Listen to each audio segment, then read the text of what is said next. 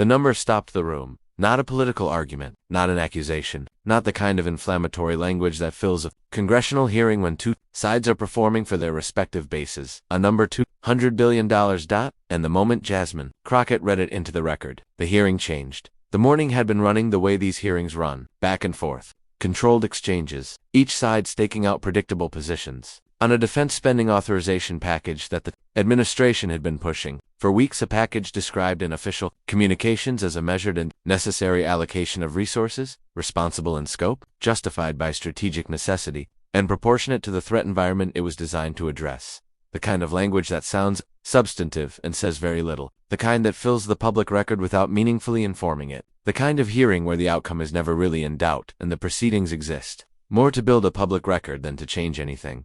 Crockett had been quiet through most of it. She had listened. She had taken notes. She had let the morning's earlier exchanges play out without inserting herself into them. She had watched committee members on both sides make their arguments, stake out their positions, deliver the lines their constituents expected to hear. She had watched all of it, and she had said almost nothing, which meant that when she finally spoke, every person in that room was about to find out she had not been quiet because she had nothing to say. She had been quiet because she was waiting, and she had been waiting because what she was about to do did not require drama to land. It required precision, it required a document, and it required the patience to let the right moment arrive before placing that document on the table. She opened not with a question but with a document, a budget, analysis, official, sourced entirely from figures that the administration itself had submitted to Congress as part of the formal appropriations process, not opposition research. Not estimates assembled by a think tank with a political position to defend, not numbers generated by an outside organization whose methodology could be questioned, the administration's own numbers, drawn from its own filings, organized by Crockett's staff into a sequence that told a story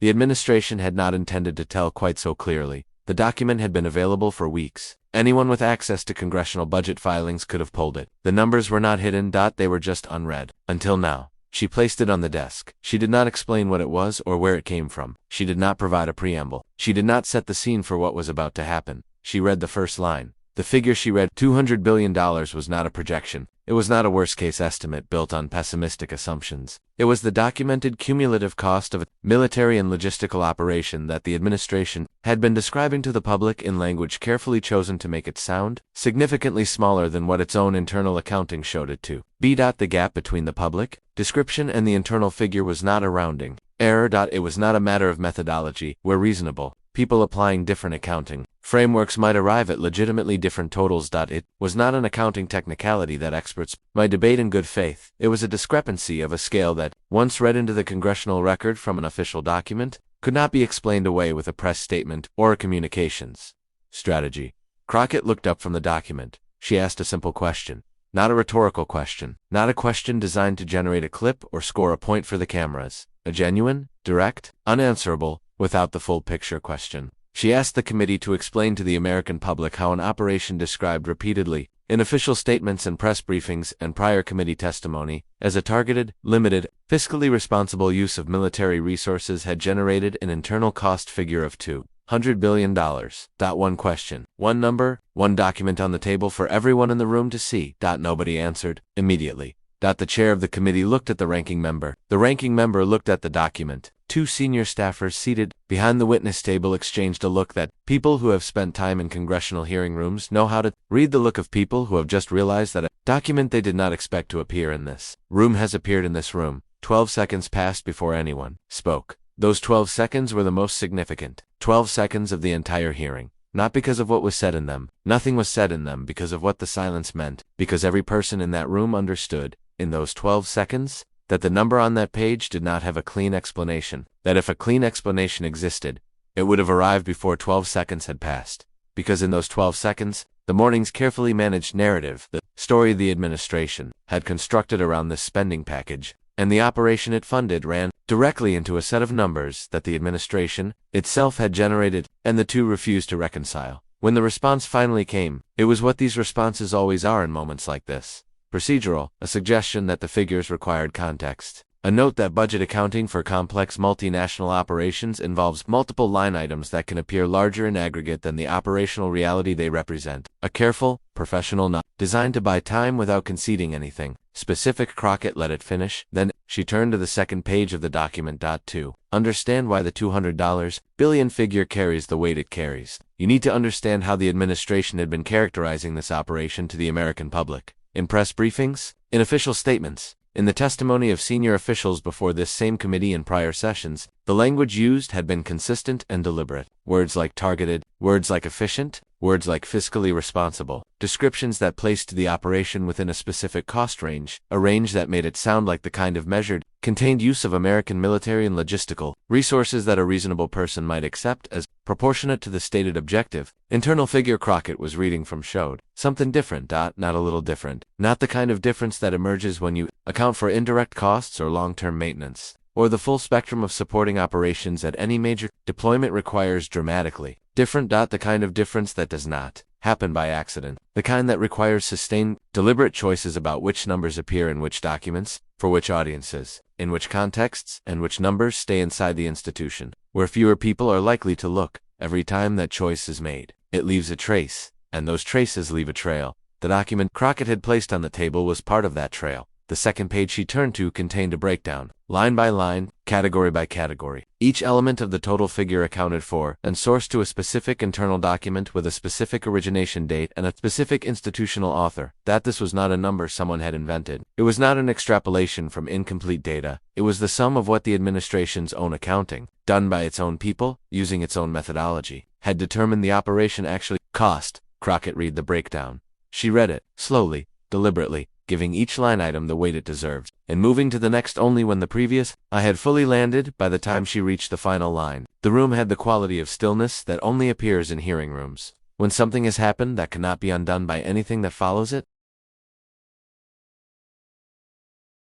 The response to the second page was shorter than the response to the first, a suggestion that some of the line items Crockett was citing represented projected costs rather than actual expenditures. A note that projections and actuals are different things and that conflating them produces a distorted picture. Crockett turned to the third page. She did not announce what was on it. She did not preview its contents or give the committee time to prepare a response. She simply turned to it, found the relevant section, and began reading. It contained the actual expenditures, sourced the same way, with the same level of specificity, showing that the gap between the public characterization and the internal accounting persisted whether you were looking at projections or at money already spent. The objection about projections versus actuals had lasted approximately 90 seconds before it was closed by the next page of the same document.